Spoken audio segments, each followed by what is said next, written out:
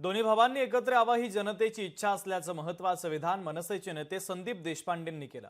उद्धव ठाकरेंच्या मनामध्ये काय ते महत्त्वाचं आहे असं देशपांडे म्हणतायत, तर उद्धव ठाकरेंना त्यांचे पदाधिकारी फसवतायत असं देखील देशपांडे यांनी म्हटलेलं आहे। ते असं म्हणाले की महाराष्ट्राच्या जनतेच्या मनात आहे ते होईल। महाराष्ट्राच्या जनतेच्या मनात गेल्या 2017ला पण काहीतरी होतं, 2014ला पण महाराष्ट्राच्या जनतेच्या मनात होतं, पण उद्धव ठाकरेंच्या मनात नव्हतं। त्यामुळे उद्धव ठाकरेंच्या मनात काय आहे हे जास्ती महत्वाचं आहे। जनतेच्या मनात काय आहे आम्हाला माहिती आहे, पण आता त्यांनी आपल्या मनातली गोष्ट पण त्यांनी सांगून दाखवली। एकंदर मनातले ते असं म्हणाले की महाराष्ट्राच्या जनतेच्या मनात आहे ते होईल। मी म्हटलं की 2014ला पण महाराष्ट्राच्या जनतेच्या मनात होतं, 2017ला पण महाराष्ट्राच्या जनतेच्या मनात होतं, पण उद्धव ठाकरेंच्या मनात काय आहे हे उद्धव ठाकरेंनाच माहिती।